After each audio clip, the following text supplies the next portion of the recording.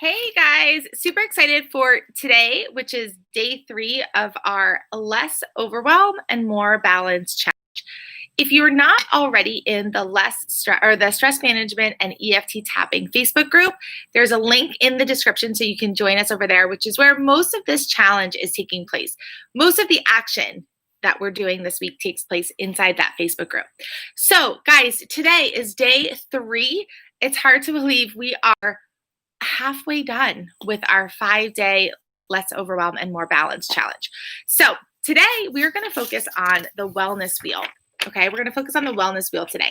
Now, there are 8 areas of wellness. Now, you can probably find more areas of wellness if you think really hard about this, but there's 8 main areas of wellness, components that contribute to how we feel overall, our overall health and our overall wellness.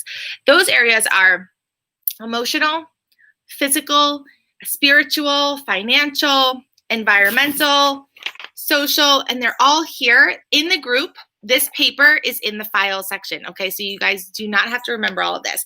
But environmental, social, physical, intellectual, and like I said, there's probably many more areas of wellness as well. These are the 8 that are most common, that really contribute heavily to how we feel overall. And what I want you guys to focus on this week, today, okay, for day 3, is to focus on choosing 2 to 4 areas of wellness. Now, there are 8 altogether. Now, you'll see on the wheel, I only did 4 sections, okay? And I would encourage you,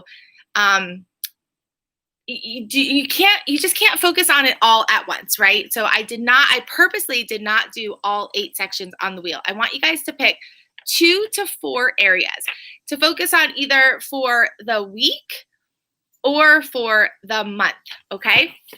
And then what you guys can also do is you can print this paper onto, print 2 copies, and you can track in the beginning of the month and at the end of the month how you rate in those categories. Now, for me, something I'm really focusing on this summer is physical wellness. Okay, I'm really focusing on moving more, getting out more, really enjoying the weather, the pool, playing with the kids. And environmental wellness is a huge area of wellness that I'm working on. So if I chose physical and environmental wellness, what I can do is I can take my wheel and I can write along the outside physical, and I'll show you in just a second. Environmental, okay, I'm going to write them along the outside, and then I'm going to shade them in. So right now, my physical wellness is not so great, okay? My environmental wellness is probably even worse, honestly. This quarantine situation, the inside of my house is not looking very neat and organized, and that's stressful. So this is kind of embarrassing to share, but honestly, this is my life right now. Physical health is not very strong. Environmental health, even worse. I really need to work on that. So I have my benchmark, okay, my areas of wellness that I'm focusing on right now. Now, what you focus on grows, right? What you focus on grows. We cannot possibly do everything. We cannot focus on everything because it's not going to work. We're not going to make progress anywhere because we don't have a lot of focus, energy, and focus and intention on a few things, okay? So if we want to go further, faster, we need to focus on doing fewer things better. So I'm going to focus, right? These are my 2 areas of focus, areas of wellness that I'm really focusing on right now, okay, this summer. And obviously for you, they could be different, and you might choose 4 areas of wellness to focus on. Now, maybe next month you pick a different area of focus. Maybe you only want to focus on 1 area of wellness right now, and that's totally fine as well. This is customizable 100% for you and your life, guys, okay? And you have this template in the Facebook group under the files section, so you can come back to it time and time again and use it in whatever way you want to use it. So why are we going to focus on fewer things? Why are we going to really harness our energy and really put our energy and attention into just one or two or three or four areas of wellness instead of all 8? Because what we focus on grows. What we focus on gets better. It improves. And most of the time, I would say focus on your strengths. Focus on magnifying what's already working, what you're doing really well with already. But there is a lot to be said with focusing on improving, and especially like improving areas of health. Like if I just keep ignoring my physical health and I'm not moving as much as I should be, or I'm not taking care of, my weight and putting healthy foods in my body, what's going to happen, right? Things are going to start to break. Things are going to start shutting down, and I'm not going to feel good physically. That's going to affect every area in my life. Environmental wellness, yes, I can, hire somebody to come and completely organize my house. But is it going to stay that organized 6 months down the road if I'm not, really working on getting rid of certain things, putting certain things away, donating, right? Like I really have to get in there and I have to do a lot of the work myself. So it's important to feel good in the space that you have, right? My house is not very clean right now. It's not very organized right now. That stresses me out. Okay. It definitely stresses me out. So I want to have a home where I feel comfortable and I feel happy and I feel really good about. So while I typically say, for you personally, I want you to think about magnifying your strengths. Okay.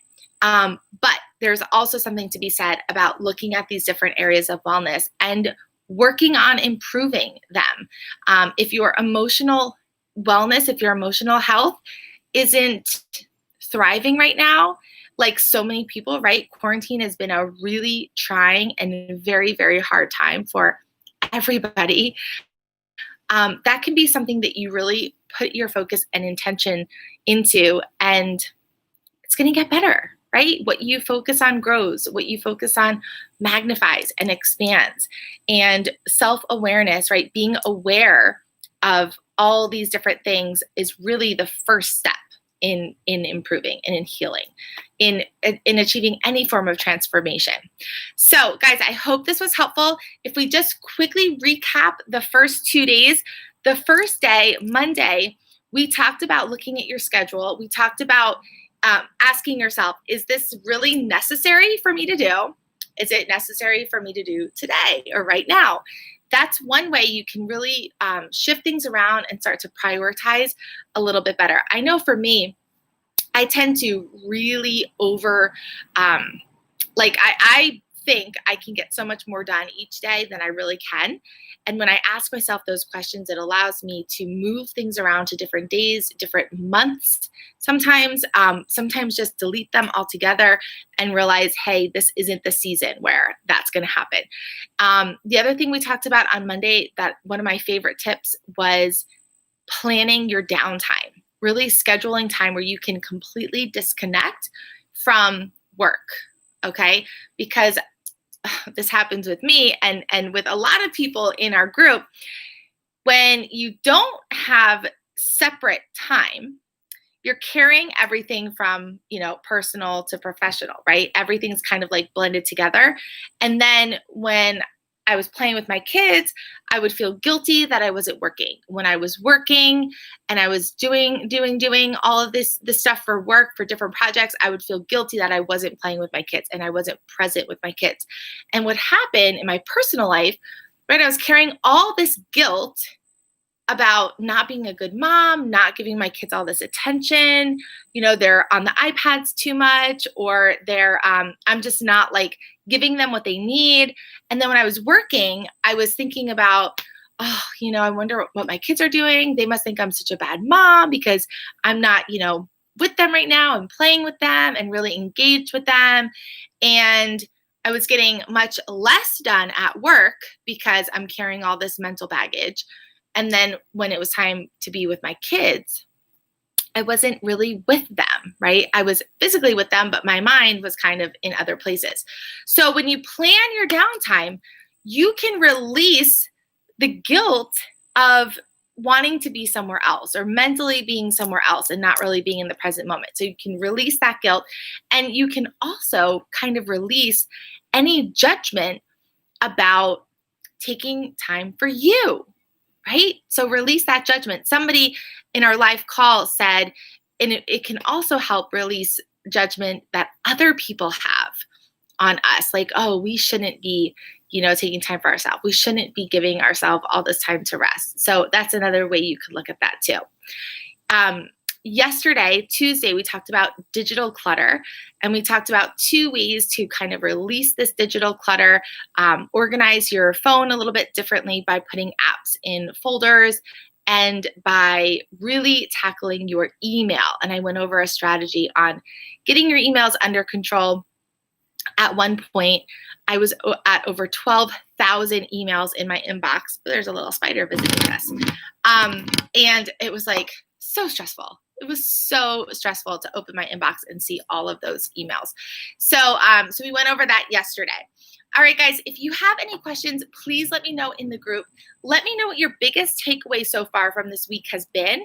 And kind of related to our topic for today about what you focus on grows, and really looking at the different areas of wellness and choosing very few of these areas of wellness to focus on, is in the Holistic Sisterhood, which I would love to invite you guys to join in a couple days when the doors open.